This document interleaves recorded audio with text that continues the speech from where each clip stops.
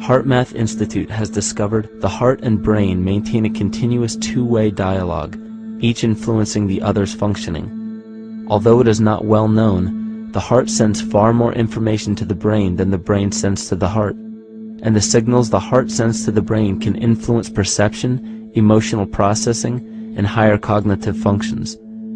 The heart also generates the strongest rhythmic electromagnetic field in the body, and this actually can be measured in the brainwaves of people around us. We are quite literally an electromagnetic expression of our highest cognitive function. The behavior of electromagnetism is evident throughout the world as dualism. All matter contains a negative and positive charge, which means organisms are built upon this foundation. The natural homeostasis of any organism is a balance of both polarities. Furthermore, research on emotional energetics shows that the heart's field is a carrier of emotional information and a mediator of bioelectromagnetic communication within and outside the body. Research shows our heart's field changes distinctly as we experience different emotions. It is registered in people's brains around us and apparently is capable of affecting cells, water, and DNA studied in vitro. Fear. The chemical supplied by a collective parasite creates a distinct bioelectric signal given off by the host. This signal is disseminated to the organisms within our community and will grow outward through the entire organism unless it is counterbalanced by an opposing force. Dr. Fritz Alan Popp discovered that the cells in our body communicate through biophotons, which are tiny particles of light that are single units of an electromagnetic field. This communication system within our body also exists between people in what's known as morphic resonance. This was known by the shamans, sages, and adepts of antiquity. These teachings were commonplace in prehistoric cultures.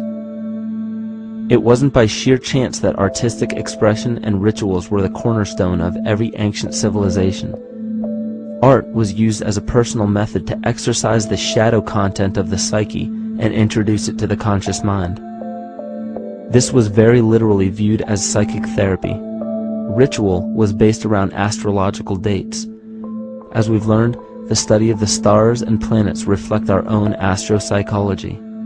The shamans would perform rituals on astrological dates that would correlate with a circadian rhythm or a psychological cycle. These rituals kept the human participants aware of their inner self and prevented the repression of psychological content. As long as people were facing their inner demons and accepting them as their own, they were not collectively projecting them into the physical world. If you bring forth what is within you, what you bring forth will save you. If you do not bring forth what is within you, what you do not bring forth will destroy you. The progeny of our psychological disease began growing rapidly after a series of catastrophes forced the collective into a somatic state of fight or flight. This lowered the immunity of the population by introducing a state of immense stress. Our body becomes more susceptible to illness under stress. In this manner, humanity fell ill when entire bodies of land were swallowed up by the floodwaters. This uprooted many tribes, chiefdoms, and civilizations from their homes, and their ritual practices that were used as a conduit for psychic wellness were put on hold in order to survive the catastrophe and seek new homes. The shamans were spread to many new areas of the world. This information has been suppressed.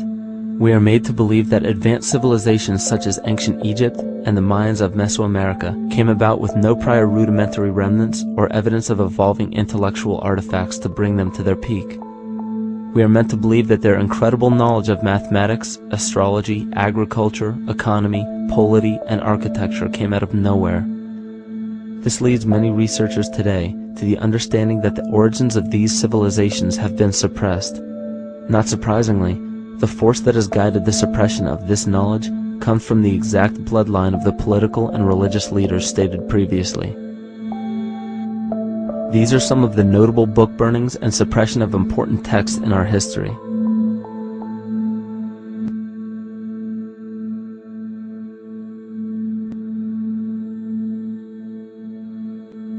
Yet after all of this suppression, there are still remnants of the dispersion of elder civilizations in nearly every country.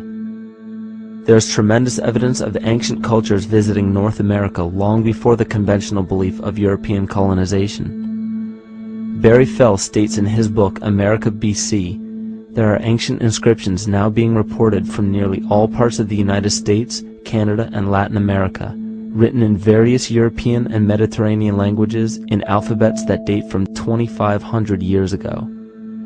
William Commonus Beaumont wrote, "The Toltec and Maya civilizations never originated on American soil, but appeared there full-blown, with a well-defined art and system of hieroglyphic writing which possesses affinities with Egyptian.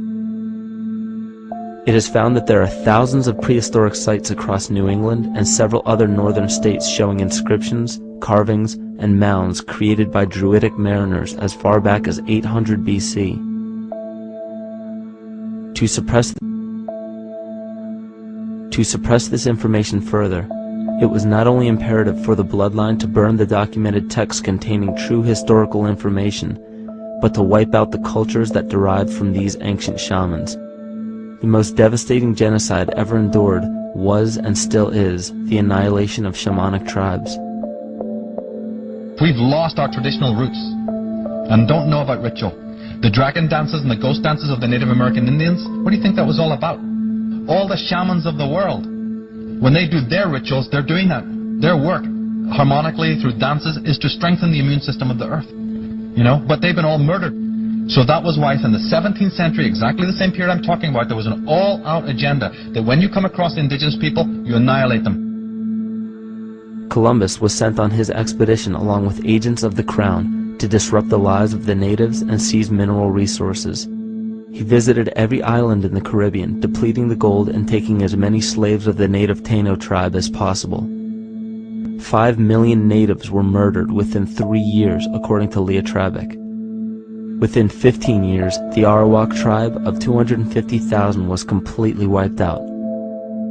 The population of the United States prior to European contact was greater than 12 million. 4 centuries later, the count was reduced by 95% to 237,000. From 1494 to 1508, over 3 million people had perished from war, slavery, and the mines. Who in future generations will believe this? I myself, writing this as a knowledgeable eyewitness, can hardly believe it. My eyes have seen these acts so foreign to human nature, and now I tremble as I write. Another agent of the false ego bloodline was Hernando Cortez, who decimated the Aztec tribe and plundered their mineral resources.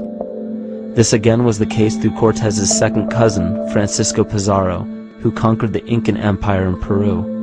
These atrocities are seen throughout Africa, New Zealand, New Guinea, East Timor, and are still seen today in Canada.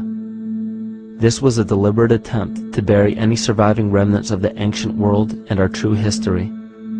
It is a naive mistake, however, to categorize and blame everything and everyone involved with politics or religion for this suppression of knowledge.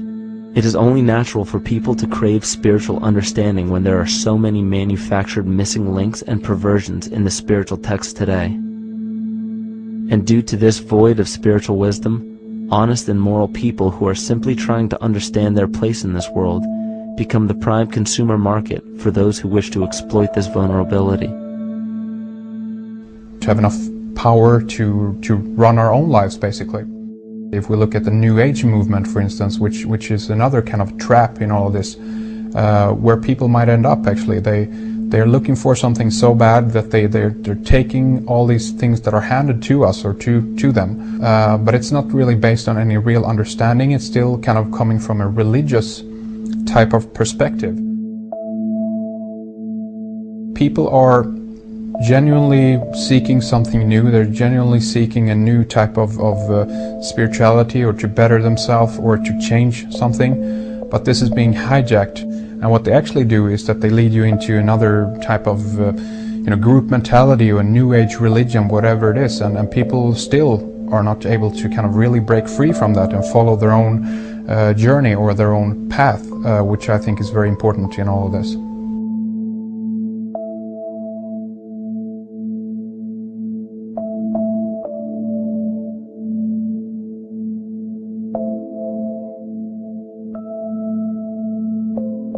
In the pre-Christian era, there were several cults of incredible power, most notably the stellar, solar, Saturnian, lunar, and mushroom cults. It is simple to see that worshippers of the lunar goddess comprised of the lunar cult. The worship of sun gods were indicative of the solar cults.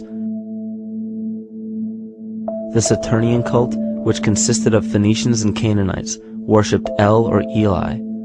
The biblical exodus of the Hebrews from Egypt showed that they entered Canaan and merged the lunar cult of Isis, the solar cult of Ra, and the Saturnian cult of El to form Isis, Ra, El. Israel.